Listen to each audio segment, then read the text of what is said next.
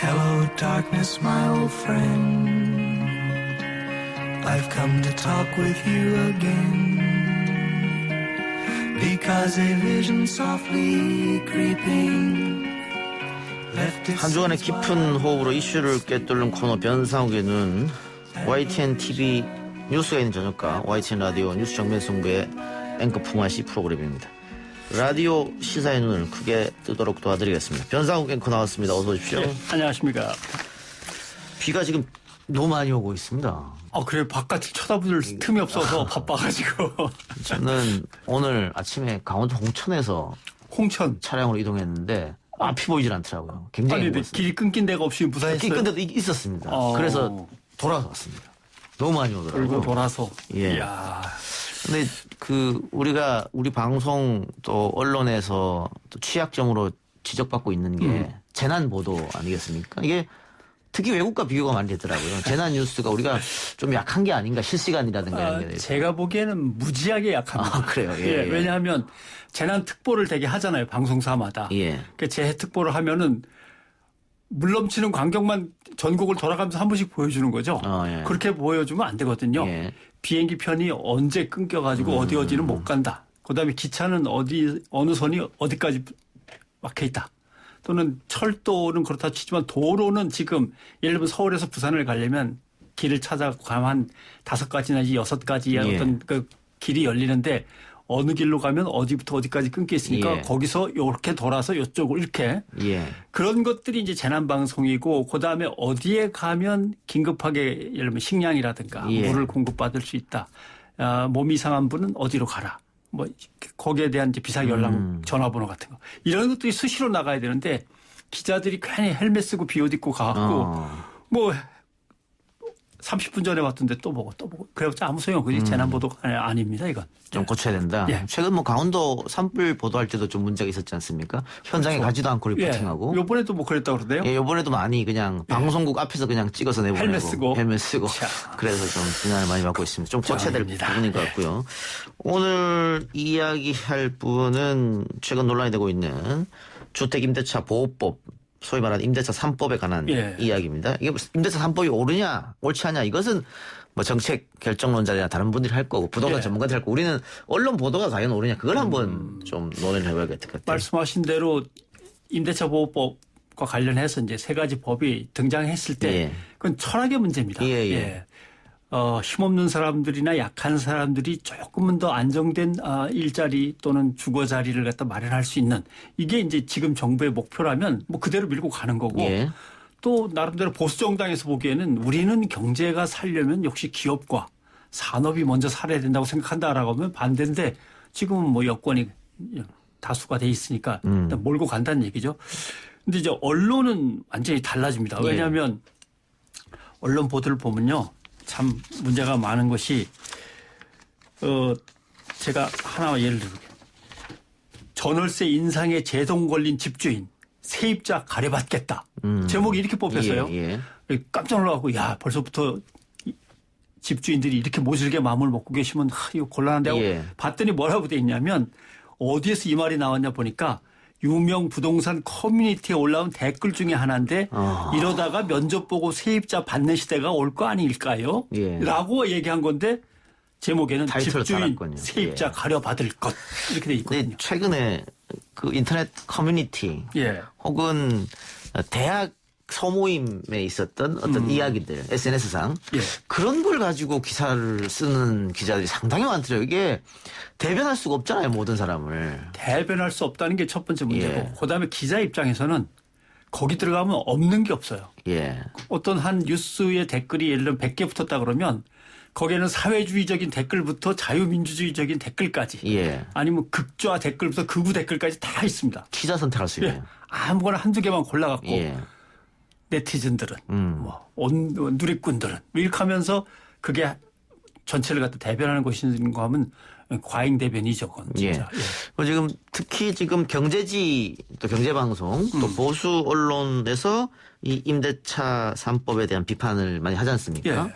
결국은 이게 집을 빌려주는 집주인 입장에서 기사를 쓰는 게 아니냐 이런 비판이 하나 있는 것 같고요. 그렇죠.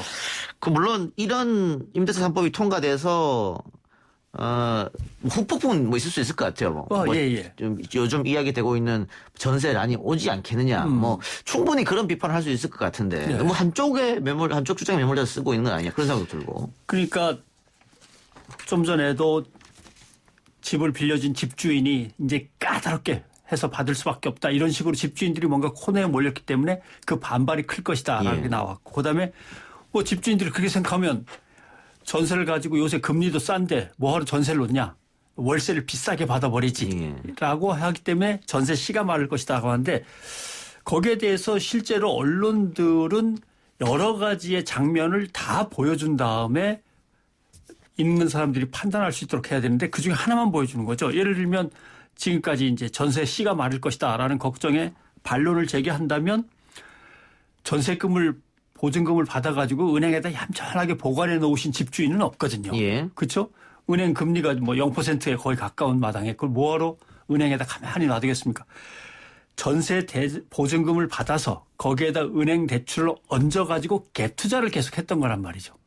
그러니까 에이 나 월세로 돌려버릴까 보다라고 하면은 그 전세보증금을 돌려줘야 되는데 전세보증금에 은행 대출 받아가지고 갭 투자를 계속하고 있었는데 갑자기 돈을 어디서 구해가지고 전세보증금을 돌려준 다음에 그걸 월세로 바꾸겠습니까? 그럴 수 있는 확률은 그렇게 크진 않은 거죠. 여유가 있는 뭐 전세 임대하시는 분들은 조금 그럴 수 있지만 실제로는 그게 되게 어려운 거고 그다음에 계약 기간은 이제 4년입니다. 그건 4년 뒤에 올 일이고 더군다나 많은 분들이 이번에 지적된 게 임대사업자로 지정을 받아서 혜택을 엄청나게 받고 있거든요.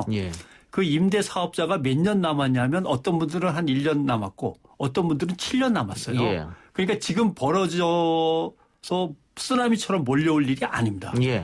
그러니까 예측은 할 수 있지만 그게 꼭 정답일 수는 없는데 그렇게 지금 쓰고 있기 때문에 문제인데 제가 한번 예를 한번 뽑아봤는데요. 실제로 서울 아파트 값이 거의 1년 6개월 동안 떨어진 적이 있어요.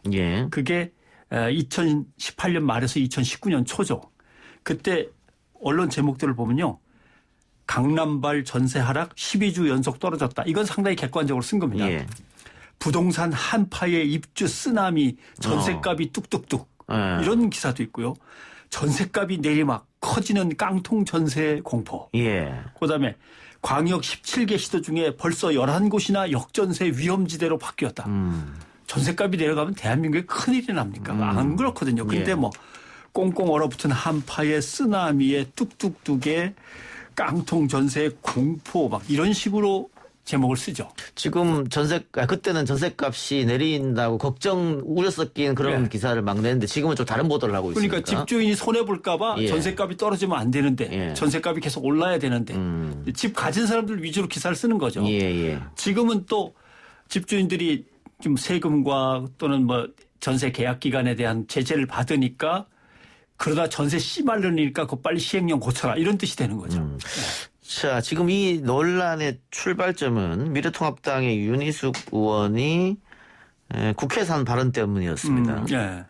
저는 임차인이었다. 나에게 든 생각은 4년 있다가 꼼짝없이 월세로 들어가게 되는구나. 더 이상 전세는 없겠구나. 이게 내 고민이다 이랬는데 알고 보니까 이분이 원래 다주택자였고 이번에 선거하면서 주택 하나 팔고 자기 그 지역구에 전세로 들어간 거지 않습니까? 그렇죠. 이중 국적자죠. 그러니까. 그래서 이제 뒤늦게 뭐 윤 의원 본인 SNS를 통해서 임차인이자 임대인이다라고 했습니다만 이거는 약간의 어떤 뭐 치팅이라 할까요? 좀 있었던 것 같네요. 설마 나를 다시 뒤를 뒤져볼까? 이렇게 생각을 했을 건가요? 그래서 상당히 좀 그렇게 당당하게 그래서 여당 야당 의원들이 나는 임차인입니다. 이렇게 한마디 시작하니까 거기서부터 깜짝 놀라고 이제 귀를 기울여 들었는데 한참 얘기를 하는데 임차인의 입장에서 얘기하는 게 아니고 임대인의 입장에서 계속 이래서 어려워지고 저래서 어려워지고 한단 말이죠. 그래서 도대체 뭐냐라고 뒤져보니까 역시 임대인이었다. 라고 하는 거죠. 또 하나가 있습니다. 이 최경환 전 경제부총리 새누리당 원내대표 시절에 전세 제도라는 것은 집값이 오를 때 유지될 수 있는 제도다. 그런데 그게 전제가 안 되는 상황에서 전세 제도가 장기적으로 페이드아웃될 제도다라고 했고 예. 박근혜 전 대통령도 이와 유사한 얘기를 했습니다. 앞으로 전세는 없어질 거라고. 예. 근데 그때 우리 언론이 비판적인 기사를 실지 않았거든요. 근데 지금은 이제 저는 뭐 당연히 정부 여당 쪽에서 말 실수라고 생각은 합니다만 예. 어쨌든 월세가 나쁜 거냐 뭐 이런 얘기 하니까 융단 폭격을 하고 있더라고요. 예. 왜 그때하고 지금의 보도가 다를까 뭐 이런 생각. 결국 이제 그때 박근혜 전 대통령은 전세는 하나의 추억이 될 거다. 예. 이렇게 얘기했고 최경환 총리는 그때 무슨 뭐 페이드 아웃인지 뭔지 이런 단어를 써가면서 전세가 월세로 바뀌는 흐름은 거역할 수 없는 시대의 예. 흐름이다라고 얘기를 했는데 당시 기사 제목들 말씀하신 대로 보면 이제는 월세가 대세, 월세 제도가 경제를 끌어올리는 역할을 할 것이라는 거죠. 이거는 제가 보기에는 어떤 정부에 대한 믿음이에요. 예. 예, 왜냐하면 정부는 결국 건설업, 건축업 그리고 집을 갖고 있는 사람들의 이해를 배반하지 않을 것이다. 어떤 방식으로 쓰든 그 사람들의 이익을 위해서 보루가 되어주거나 방패막이가 되어줄 거다라고 하는 믿음을 갖고 있었던 거고 예. 그 언론들이 또 그렇게 하는 이유는 보면은 첫째는 광고주입니다. 예. 예, 건설업자들이 광고주거든요. 예, 건설업자들이 광고주고 그 광고주의 이해를 무시할 수 없는 거고. 그다음에 언론사의 간부들 자체가 혹시 기자 아파트라고 들어오셨는 거예요? 못 들었습니다. 예, 강남 일원동에 정부의 자금과 기업의 자금을 빌려 가지고 기자들이 이제 우선적으로 입주할 수 있는 거대한 아파트 단지를 이제 일원동에 건설했던 것. 예. 이런 걸로 보면은 지금의 언론사에서 나름대로 상당히 고위 간부인 사람들은 그 당시 특혜를 통해서 나름대로 서울의 주요 요지에 아파트를 분양받고 나름대로 정보를 가지고 아파트를 장만했던 사람들로 예. 채워져 있는 거죠. 그 사람들로서는 정부가 전세 위주로 가든 월세 위주로 가든 그것은 어떻게든 갖고 있는 사람 입장에서는 전혀 손해날 게 없습니다. 왜냐하면 갖고 있는 입장에서는 전세가 월세로 바뀌면 수익이 현금 수익이 늘어나는 거예요. 예. 그러니까 그때 당시에는 은행 이자는 뚝뚝뚝 떨어져 가는데 내가 월세로 비싸게 받을 수 있는 길이 열린다면 혹은 경제적으로 기반이 튼튼해지는 거니까 예. 반대할 리가 없죠. 그러니까 기자들 스스로가 기득권이 돼 있을 수도 있고 예. 건설업자들, 광고주들 눈치도 봐야 될 필요성도 있을 테고. 예. 그래서 지금 이런 기사가 나온다 분석해 주셨는데. 그다음에 또 하나는 월세로 완전히 바뀐다 그러면 예. 공공 임대주택을 짓는 민간 임대주택을 많이 지어서 월세로 돌릴 수밖에 없는데 그러면 건설업계는 다시 호황을 맞는 거거든요. 그런 것들이 얽혀서 다 머릿속에서는 계산이 있죠. 예. 그러니까 지난 정부의 빚내서 집사라나 월세는 세계적 추세 여기에서 비판적 논조의 보도가 없었는데 예. 이번 정부 들어서는 그럴 수도 있겠다. 네. 예. 알겠습니다. 근데 중요한 거는 지금부터인 것 같습니다. 예. 결국 전세가 사라져가고 월세가 늘어나는 거는 사실입니다. 왜냐하면 전세로 인한 그 어떤 베네핏이 적잖아요.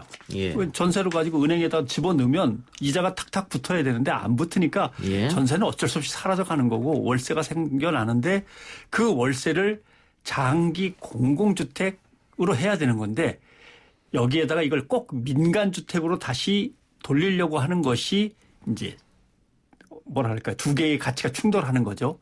가난한 사람들을 위해서 공공을 많이 지어가지고 어떤 식으로든 안정된 주거를 마련해야 된다. 아니다. 건설업을 살려야 된다. 이 두 개의 가치를 이제 어느 당은 어디를 택하고 어느 당은 어느 걸 택하는가 이런 것들은 이제 봐야겠죠. 예. 또 하나가 있습니다. 예. 해시태그 주호영 23억 요즘에 인터넷상에서 많이 나온다고 하는데 이게 왜 나온지 봤더니 예. 김의겸 전 청와대 대변인 같은 경우에 25억 정도에 되는 흑석동 주택을 샀습니다. 예. 굉장히 많은 대출을 받아가지고. 근데 그때 야당 국회의원들이 그 집에 몰려가서 사진도 찍고 우리 언론이 정말 융단 폭격을 가했거든요. 예. 어떻게 이럴 수 있냐고. 그때 시세 차익 뭐 한 8억 정도 본 것 같은데. 예, 8억. 그 정도. 근데 지금 주호영 원내대표의 시세 차익이 23억 정도 됩니다. 집 한 채 있던 걸 두 채로 해서 이렇게 해서요. 예. 그런데 MBC 스트레이트 보도하고 변상호 앵커가 진행하는 뉴스 예. 빼고는 아무데도 보도를 하고 있지 않는다. 그래서 우리라도 나서자 해서 네티즌이 나선 것 같아요. 예. 왜 이렇게 차이가 나느냐. 조금 이제 난감한 질문이긴 한데 진보 진영은 그때 당시 자꾸 이제 이름은 김 기자로 부르려고 자꾸 제가 합니다만 아무튼 김 대변인, 예. 전 대변인의 상황이 진보 진영에서는 그나마도 희소성이 있는 겁니다. 그죠? 예. 예. 그러나 조영 원내대표의 그 정도의 시세 차익은 보수권에 가면은 그렇게 희소성 있는 사건이 아닌 거죠. 그러니까 본능적으로 뻔한 거와 본능적으로 희한한 게 하나 생겼군 걸렸어 예. 하고 다른 거죠. 그러면서 이제 가짜 저널리즘이라고 하는 거죠. 커다란 덩치를 어떻게든 내가 먼저 가서 물기가 좀 애매했는데 찬스가 생기고 다 같이 달려가자니까 한꺼번에 그때는 뭐 떼거리 저널리즘이 생기는 거죠. 그래서 흔히 어떤 그 힘 있는 세력이나 집권층을 도대체 공격할 찬스가 안 생기다가 뭔가 하나 걸렸을 때 다 같이 안심하게 안심하고 몰려가서 함께 두들기고 나올 수 있는 그런 찬스가 생긴 거니까 아마 김 대변인 때는 다들 몰려갔던 것 같습니다. 근데 뭐 그때는 그렇다고 하더라도 네. 이번에 예를 들면 이런 거 있을 것 같아요. 중앙 언론에서 인터넷 언론에서 특종이나 단독을 하면 잘 안 받아 쓰는 경향이 있지 그렇죠. 않습니까? 예. 근데 이번에는 MBC에서 보도를 했는데 이걸 왜 안 받았을까 딴 데서. 아주 큰 틀에서 얘기를 하면 이런 것 같습니다. 기본적으로 집을 장만하거나 부동산 정책의 핵심은 보수 여권에서는 재건축입니다. 예. 재개발, 재건축입니다. 재개발, 재건축과 하나 더 한다면 그린벨트 해제. 이걸로 가지 않는 한 그쪽에 베네핏, 이득이 생기지 않고 이득이 생기지 않으면 나눠 먹을 게 없어집니다. 예. 그래서 지금의 정권이 재건축, 재개발, 그린벨트에 대해서 갖고 있는 것을 감안한다면 이 정권이 가져가려는 주택정책, 부동산 정책을 흔들어 가지고 방향을 틀어야만 됩니다. 그러기 위해서 문제가 생기면 득달같이 달려가고 반대쪽에 문제가 생기면 그건 뭐 다 그런 거 아니야. 그쪽은 이렇게 하면서 넘어가고 이렇게 자꾸 이런 일이 벌어지는 것 같아요. 또 하나는 그 부동산 관련돼서 기사 제목을 보면요. 뭐 세금 폭탄, 또 아까 표현하셨지만 뭐 쓰나미, 대폭락, 붕괴 뭐 이런 자극적 단어가 막 등장하거든요. 그 부동산 관련해서 이런 자극적 단어를 꼭 써야만 하느냐. 이거는 기자 윤리에만 맡기기는 좀 어려울 것 같기도 한데. 보도 준칙 같은 게 필요하지 않느냐. 뭐 이런 생각도 들어요. 필요 이상으로 과장되게 보도한다는 것은 두 가지인 것 같아요. 하나는 철학이 없는 겁니다. 집을 바라보는, 부동산을 바라보는 철학이 없는 거고, 그다음에 결국은 철학이 없는 대신 그 자리를 메꾼 게 돈의 가치라고 하는 철학을 쫓는 것 같고. 그래서 실제로 기자라면 집값을 다룰 때 쓰나미, 폭풍, 꽁꽁 얼어붙는 한파 이렇게 따지는 게 아니라 집값과 관련된 자금의 유동성이 몇백 조가 지금 풀려 있는가. 그 금리는 어떻게 떨어지고 있는가. 라든가 부동산 가격의 추이를 보면은 예를 들면은 제일 많이 껑충 뛰었을 때가 언제고 그거를 영향을 준 사건은 뭔가. 그런데 이것들을 종합적으로 판단을 안 하는 거죠. 그러니까 하나의 사건만 가지고 그걸로 클릭을 갖다 얻어내려니까 가능한 자극적인 제목이 들어가는데 예를 들면 조선일보 같은 경우 지금의 상황은 1989년과 1999년의 부동산 상황과 비슷하다. 이렇게 기사를 썼는데 그러면서 이제 무시무시한 제목을 붙이지만 사실 누가 봐도 지금 상황은 2006년과 2018년하고 비슷하거든요. 그러니까 기자들이 최소한 구조적으로 맥락을 살펴서 부동산 문제를 바라보는 경우가 거의 없는 거죠. 그러면서 또 하나는 이제 이런 문제가 있습니다. 정보원이 한정돼 있어요. 강남의 부동산 업자. 그렇죠. 그다음에 뭐 어느 정도의 그 은행의 부동산 PP라고 그러나요. 아무튼 전문가들. 뭐 이렇게 돈을 가지고 움직이는 사람들을 전문가로 해서 그 사람들한테 물어서 늘 기사를 쓰니까 계속 집을 가진 사람, 서울의 강남 이거 위주로 이제 기사가 나오죠. 여기에 이제 계속 이해를 맞춰가려니까 그 외의 것에 대해서는 강렬한 단어를 붙이는 거죠. 폭락, 쓰나미, 뭐 공포 이런 식으로.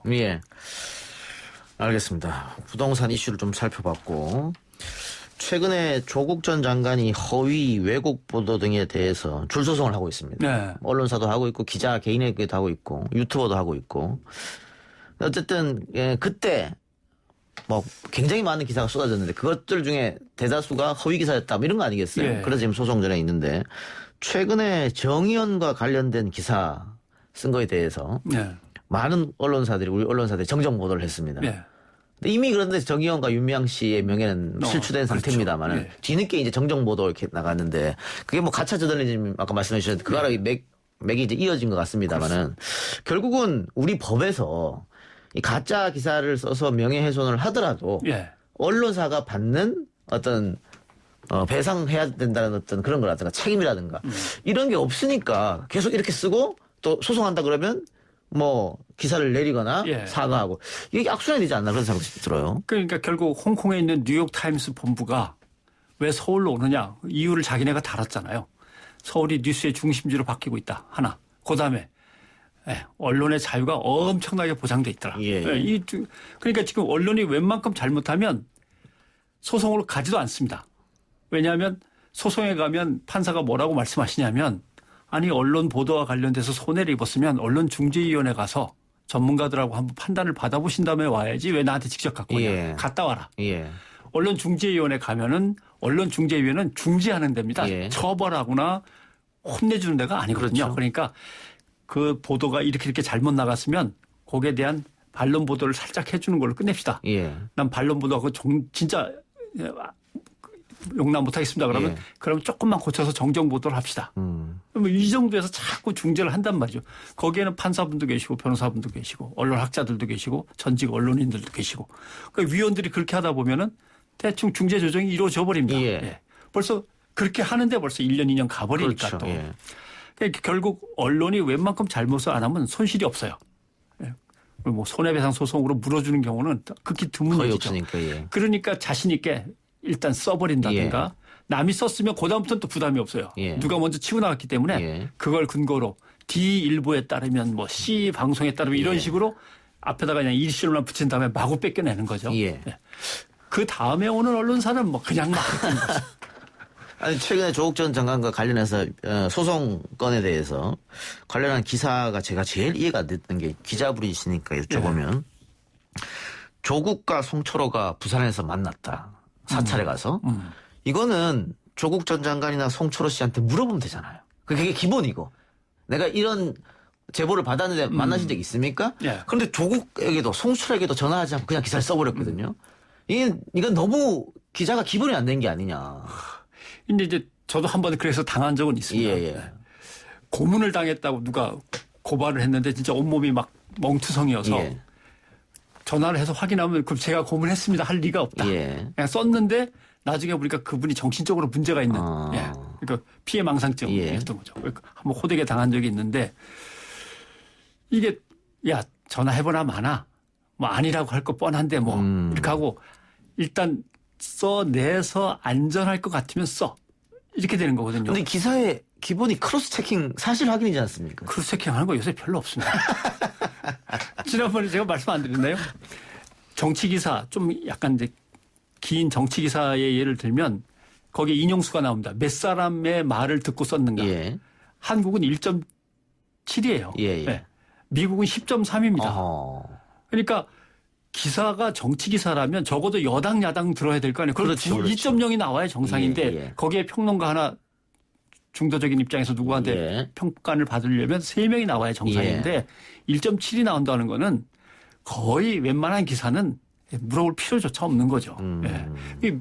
10명 넘는 걸 다 얘기를 듣고 그걸 종합해서 간추려 쓰려면 미국 기자는 얼마나 고생하겠어요. 그럴 필요가 없다고 생각하는 거죠.